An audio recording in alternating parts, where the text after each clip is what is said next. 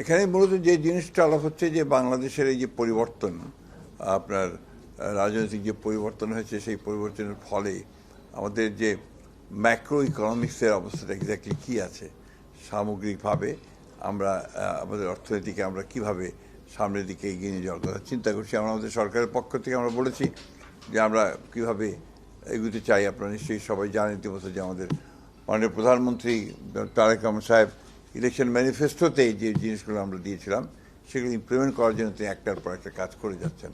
ইতিমধ্যে আপনারা দেখেছেন যে ফ্যামিলি কার্ড, আমাদের যে কৃষক কার্ড, খাল খনন কর্মসূচি, এই বিষয়গুলো কিন্তু আপনার যথেষ্ট জনগণের মধ্যে এটা একটা আশার সঞ্চার করেছে। অ্যাট দি সেম টাইম আপনার আমাদের যে বিনিয়োগের যে সমস্যা এখানে রয়েছে, এবং বিশেষ করে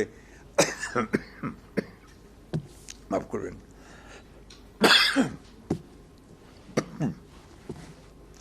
এই বিনিয়োগের ব্যাপারে সবচেয়ে বড় যে বাধাটা হয়ে দাঁড়িয়েছে তাদের মতে, তারা বলছেন যে এখানে আমাদের যে এজেন্সিগুলো আছে, সরকারের এজেন্সিগুলো যেগুলো আছে, সেই এজেন্সিগুলো খুব স্লো, ধীর গতিতে চলে।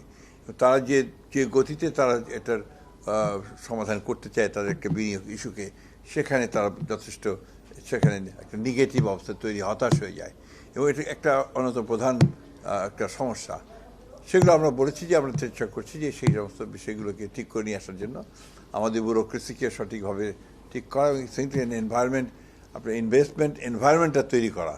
এখানে ব্যবসা করার যে আপনার ক্লাইমেট, এটা কিন্তু আপনার খুব একটা ভালো না, এনভায়রনমেন্টটা খুব একটা ভালো না, যে কারণে এই জিনিসটাকে আমরা বলেছি যে আমরা এটাকে ভালো করে নিয়ে আসার চেষ্টা করছি। এবং আমাদের প্রধানমন্ত্রী এই বিষয়ে অত্যন্ত আগ্রহী। তিনি প্রতিদিনই এই বিষয়কে নিয়ে আলোচনা করছেন, কথা বলছেন। প্রত্যেকটা মন্ত্রণালয়কে তিনি অতি দ্রুত আপনার চেষ্টা করছেন যে প্রত্যেকটা কাজের জন্য, বিশেষ করে আমাদের সবচেয়ে বড় সমস্যাই হয়েছে আপনার এনার্জি সেক্টরে। এনার্জি সেক্টরে আপনারা সবাই জানেন যে আমরা রিনিউয়েবল এনার্জির দিকে আমরা যাওয়ার চেষ্টা করছি। আমরা আপনার সোলার এনার্জির দিকে আমরা যাওয়ার চেষ্টা করছি, এবং একই সঙ্গে অনশোর এবং অফশোর যে এক্সপ্লোরেশন, আপনার গ্যাস এবং তেল উত্তোলন করবার যে কাজগুলো, সেগুলো আমরা শুরু করেছি ইতিমধ্যে। 3 মাস পরের মধ্যেই আমরা সেটাতে আপনার টেন্ডারে যাব বলে আমরা আশা করছি। আমরা সবাই জানি যে আমাদের মতো একটা দেশে এখানে হিউজ পপুলেশন, এখানে দ্রুত আমাদেরকে এগিয়ে যেতে হবে অর্থনৈতিক উন্নয়নের দিকে। আমাদের রাজনৈতিক যে সমস্যাগুলো এখানে তৈরি হয়েছিল অতীতে, সে সমস্যা এখনও যে চলে গেছে তা বলবো না, কিন্তু আগের চেয়ে অনেকটা ইতিবাচক হয়েছে। আমরা বিশ্বাস করছি যে আপনার একটা স্থিতিশীলতা যদি আমরা নিয়ে আসতে পারি দেশের মধ্যে, তাহলে অবশ্যই আমরা আমাদের যে লক্ষ্য আছে অর্থনৈতিক উন্নয়ন করা, আপনার দেশে ইনভেস্টমেন্ট বাড়ানো, দেশে মানুষের কর্মসংস্থানের সৃষ্টি করা, এই কাজগুলোতে আমরা এগিয়ে যেতে সক্ষম হব। আমি ধন্যবাদ দিতে চাই এসটিআরকে যে তারা আজকে এই সংলাপটার আয়োজন করে তারা আমাদের দেশের ইনভেস্টমেন্ট, আমাদের সিকিউরিটি, একটা আমাদের আলাদা কোশ্চেন আছে যে আমাদের বে অফ বেঙ্গল যে আছে সেটাকে নিরাপদ রাখা, আমাদের বন্ধুদের সঙ্গে আমাদের সম্পর্ককে স্থিতিশীল রাখা, আমাদের প্রতিবেশীদের সঙ্গে সম্পর্ককে স্থিতিশীল রাখা, এই বিষয়গুলো অবশ্যই আমাদেরকে সমাধান করতে হবে।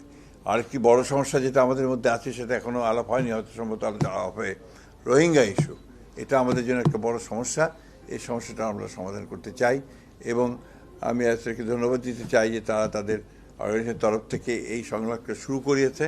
আমি আশা করব যে এই সংলাপের জের ধরে সামনে আরও আলোচনা হবে, আরও ডিসকাশনস হবে, এবং সঠিকভাবে আমরা এগিয়ে যেতে সক্ষম হব।